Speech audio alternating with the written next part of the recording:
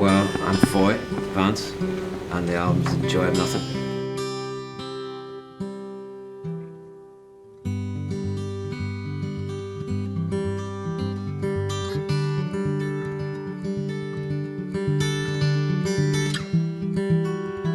Well, tomorrow may not be like any other day. I mean, I pretty much grew up in Ireland. I moved here when I was a baby and moved back when I was 5 or something like that. I mean, I would come back on trips with my dad, and we'd, do road trips around the south while he was preaching and teaching. He was a preacher. When we were back in Ireland, we kind of thought the grass was greener back here, so we all looked back across the water to sort of see, what would it have been like if we had grown up there. And I think we brought loads of things back, like, musical traditions, which I later discovered originated in Ireland anyway. A lot of them, America is the great melting pot of music, isn't it? This is where it all came together and really exploded. But if you look at it, it was such a mixture of kind of, people coming from Africa, people coming from Ireland, people coming from Germany, this mad mix of kind of, and in particular around the Appalachian sort of area, that's where a load of the Ulster Scots would have landed. That's why they call them hillbillies, because when they got there, the valley was too warm, so they all moved up in the hills, and they were all called William. They're all called Billy. Hillbillies, that's where it comes from. I don't know if you know that. I don't know if you even needed to know that, do you? No. But anyway, Irish music has been an influence on what has happened here. I wouldn't say this is where it happened, but we were part of it. I don't know, it's still a mystery to me what happens with songs, to be honest with you.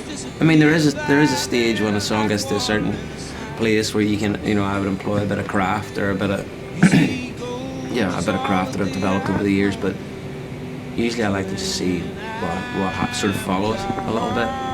It's still quite magical, and I quite like it that way.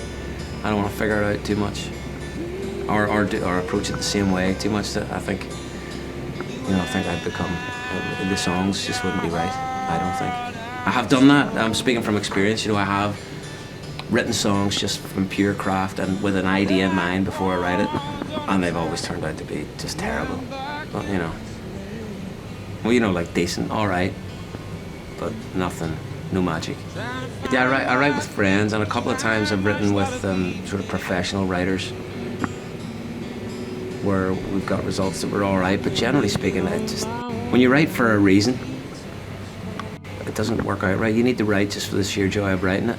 You know what I mean? And sometimes people that work in that business, work at songs day in, day out, tend to think about, already before they've played a note, they're thinking, oh, Taylor Swift needs a new song, or whoever needs a new this, or, and that's just the wrong way to write music as far as I'm concerned. Well, for me, it's not wrong full stop, but it's wrong for me. All in, I mean, we only spent about 2 weeks in the studio, but it was over the course of a year. February 2012, I think is when I first went into the studio, and then March 2013 this year is when I went back and finished it, because I had a couple of new songs throughout the year that needed to go on there. Well, I toured with Bonnie back in 2005. I just released my first EP, and she got a hold of it and asked me to come on tour with her, which I did, and then we just stayed in contact. And this song, You and I, every time I sang it, I thought of Bonnie.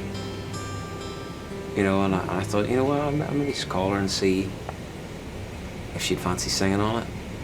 But it is weird when you call up a 10-time Grammy Award-winning legend and ask her only to do backing vocals. It's not even a duet; it's just backing vocals, But that's what I wanted. That was I could hear it in my head, and she then, she was going on. She got it basically. She got it. She's a very down-to-earth woman. Such a beautiful spirit, that woman. Real legend in every sense. My shadow and fade light. Well, Ed had been covering the song for a while.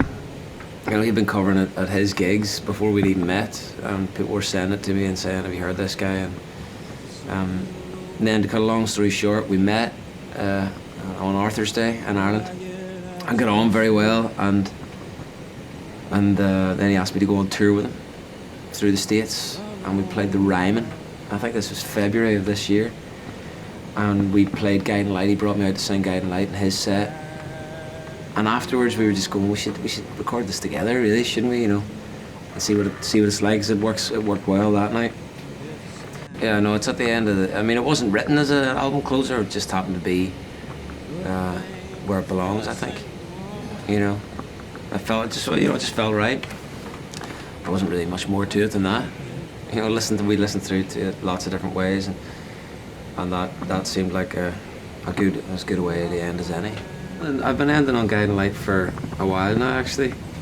It's one of those ones where, you know, like other songs you change around, you think, oh, I'll start with something different, or, you know, it's nice to be on the back foot a little bit, change it up, and don't do the same set all the time. I like that. Keep yourself on your toes, but it always feels natural to just end with that one, because everyone sings along, and, well, usually they sing along. Mostly they sing along. Yeah. I've never done a headline tour in the States, ever. But I mean, yeah, I have played here. I played Nashville. Oh, you think about the history of that place, you know, the heritage is second to none. Standing on the same stage as Johnny Cash, Merle Haggard, Dolly Parton. I mean, just go all of them, Willie Nelson, everyone that you can name. Yeah, no, I think there's something very honest about those sort of songs, you know. Like, I think a lot of stuff can be style over content, but they were always about content, weren't they? You know, they just knocked the songs out sometimes in just whatever way they came along, or the best way they could at the time. It was more about the song. And songs, let's face it, songs are the currency we deal in. Doesn't matter how nice you make it sound, if it's a shit song, it's still going to be a shit song. Just dressed up nice. And those guys knew that, you know what I mean? And still do to this day.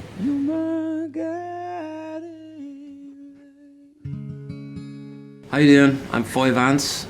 Look for me on Last.fm.